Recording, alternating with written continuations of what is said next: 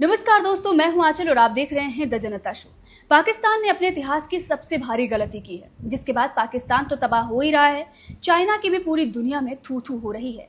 चलिए आपको बताते हैं कि पूरा मामला है क्या क्या हो रहा है पाकिस्तान के अंदर। कहते हैं ना कि जोश में आकर होश नहीं खोना चाहिए, और खासकर तब जब आपके पास चाइनीज माल हो। मतलब चाइनीज माल के दम पर तो बिल्कुल ही होश नहीं खोना चाहिए, लेकिन अब तो पाकिस्तान ने होश खो दिया। अब वो दुनिया में मुंह दिखाने के काबिल नहीं बचा है। उसका खुद का घर तबाह हो रहा है और चाइना को भी लेकर डूब रहा है। दरअसल हुआ ये, ऑपरेशन सिंदूर के बाद पाकिस्तान बौखला गया। उसने भारतीय नागरिकों को टारगेट करना शुरू किया। पुंछ और राजौरी में लगातार बमबारी और गोलीबारी पाकिस्तान की तरफ से होने लगी। 4 मासूमों की जान गई। कुल मिलाकर 15 लोगों की मौतें भारत में हुई। इतना ही नहीं, 40 से ज्यादा लोग घायल बताए गए। मस्जिद, मंदिर, गुरुद्वारों पर भी लगातार अटैक किया जाने लगा। इतना ही नहीं, रात में सैन्य ठिकानों पर भी आक्रमण करने की कोशिश की गई पाकिस्तान की तरफ से, जबकि भारत ने क्लियर कर दिया था कि भारत ने किसी भी सैन्य ठिकाने पर आक्रमण नहीं किया है, आतंकवादियों के ठिकानों पर आक्रमण किया गया है। लेकिन पाकिस्तान ने बौखलाहट में आकर सैन्य ठिकानों को निशाना बनाना शुरू किया, लेकिन उसे इसका अंदाजा नहीं था कि इस तरह से भारत जवाब देगा। भारत ने उसके सारे मंसूबे ध्वस्त किए। उसके तरफ से जितनी भी मिसाइलें छोड़ी गईं, जो भी उसके तरफ से आक्रमण करने की कोशिश की गई, भारत ने डिफेंड किया और हवा में ही उनके सारे मंसूबों को ध्वस्त कर दिया गया। उनकी मिसाइलें पूरी तरह से नष्ट कर दी गई। लेकिन जब भारत ने जवाबी कार्रवाई की तो अब पाकिस्तान रो रहा है। इतना ज़्यादा रो रहा है कि उनके नेता जो हैं बोल रहे हैं कि किसी तरह से पाकिस्तान को बचा लीजिए। देखिए, भरे सदन में कैसे ये कहा जा रहा है, रो रो कर फरियाद की जा रही है कि प्लीज़ पाकिस्तान को बचाएं। दरअसल हुआ ये है कि अब भारत ने पाकिस्तान के अंदर घुसकर लगातार अटैक करना शुरू कर दिया है। रावलपिंडी जो गढ़ है इनका, यानी कि इनका हेडक्वार्टर है इनके आर्मी का, वहाँ पर एक नहीं बल्कि दो धमाके हुए हैं। एक स्टेडियम में हुआ है और दूसरा धमाका रावलपिंडी में ही दूसरी जगह पर हुआ है। बहुत सारे लोग अलग अलग बातें कर रहे हैं, लेकिन सच्चाई ये है कि भारत ने अब पाकिस्तान को पूरी तरीके से असुरक्षित बना दिया है। अमेरिका ने भी अपने नागरिकों को कहा है कि लाहौर से निकल जाइए, क्योंकि हुआ ये कि उनका एयर डिफेंस सिस्टम जो इन्होंने चाइना से लिया था, उसको भारत ने पूरी तरह से नष्ट कर दिया है। मतलब इनका लाहौर पूरी तरह से असुरक्षित हो गया है। पूरी दुनिया में इसकी चर्चा हो रही है। लोग ये कह रहे हैं कि भाई चाइनीज़ माल तो किसी को लेना ही नहीं चाहिए। देखिए, भारत ने घुसकर पूरी तरह से इनका जो भी डिफेंस सिस्टम था वो सब नष्ट कर दिया है। अब तुम बचाव भी नहीं कर पाओगे, मारने की बात ही छोड़िए। अब जब पाकिस्तान बचने के लायक ही नहीं बचा है, खासकर उसका लाहौर असुरक्षित हो गया है, तो अमेरिका ने अपने नागरिकों से, अपने राजदूतों से कहा है कि भाई सुरक्षित जगह पर चले जाइए और छोड़ दीजिए लाहौर।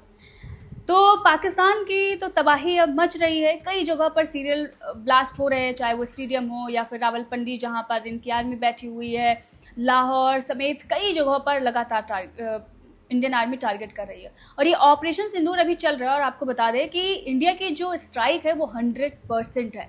मतलब पाकिस्तान की तरफ से जितने भी अटैक करने की कोशिश की गई उसे इंडिया ने डिफेंड किया। एक भी अटैक पाकिस्तान नहीं कर पाया, लेकिन इंडिया ने जिन जिन जगहों को चुना, जिन जिन टारगेट को चुना, उन टारगेट को अचीव किया है। और स्ट्राइक 100% है। जहां जहां पर पाकिस्तान में घुसकर इंडिया को स्ट्राइक करनी थी वो इंडिया ने कर दी। तो ये दिखा दिया है पूरी दुनिया में कि हमारे पास जो है वो कहीं नहीं मिलेगा। कहते हैं ना, मेड इन इंडिया है। भरोसा सिर्फ मेड इन इंडिया पर होता है, मेड इन चाइना पर नहीं। लेकिन पाकिस्तान ने मेड इन चाइना पर भरोसा किया, और भारत के पास मेड इन इंडिया भी है, और मेड इन फ्रांस भी है, और मेड इन इजराइल भी है। तो इंडिया के पास कई ऐसे देशों के हथियार हैं जिनकी पूरी दुनिया में तू तू बोलती है। और इजराइल का तो नाम आपने सुना ही होगा। इजराइल का नाम सुनते ही ये सारे इस्लामिक कंट्रीज जो है बिल में घुस जाते हैं।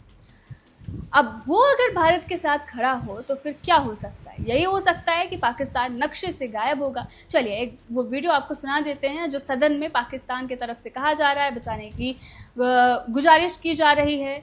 और आपको बता दें, ये एटम बम की धमकी देते थे। पाव पाव एटम बम रखे हुए हैं हमारे पास, और अब वो एटम बम इनके पूरी तरह से असुरक्षित हैं, क्योंकि मोदी जी ने बहुत पहले ही बता दिया था कि जहां पर रखे हैं उसकी सच्चाई हमें पता है, और टारगेट वहीं किया गया है, रावलपिंडी और लाहौर। तो आप समझ सकते हैं इंडिया ने यह बताने की कोशिश की है कि बचोगे नहीं किसी भी सूरत में। चलिए देखिए।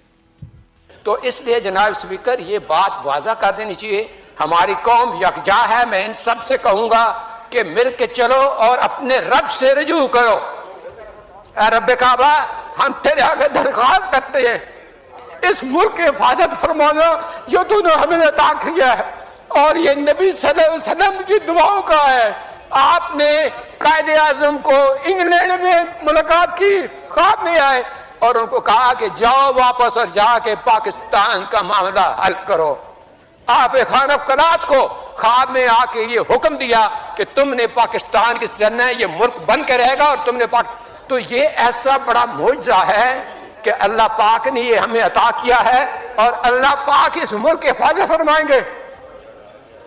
दुनिया में जहां भी देखें शायद हमारी कमी है, हम मजबूर हैं, हम गुनाहगार हैं, लेकिन रब काबा हम तेरे हबीब के उम्मती हैं, खुदा का वास्ता हमसे रहम का भला फरमा। आप चले जाएं उधर फिलिस्तीन में चले जाएं, कश्मीर में चले जाएं, जहां भी जाएंगे मुसलमानों के साथ वो ऐसे रो रहा है जो हम सोच भी नहीं सकते हैं। तो तू हमें माफ कर दे, हम तेरे आगे सर झुकाते हैं, माफी मांगते हैं। नहीं, इसमें दो राय नहीं है मौला कि हम बड़े गुनाहगार हैं, लेकिन तेरी रहमत बहुत वसी है। तू रहमत का एक जर्रा भी भेजेगा हमारी तरफ तो इंशाअल्लाह हमारी कामयाबी होगी। और दुआ करते हैं रब काबा कि इस मुल्क की हिफाजत फरा और हमें दुश्मनों पर जो है वो फकीर अता फरमा और हमें उनको सरनगू करने की ताकत अता फरमा। मैं दुआ गो हूँ आर्म फोर्सेस के लिए, पाकिस्तानियों के लिए कि अल्लाह पाक हम सब की हिफाजत फरमाए।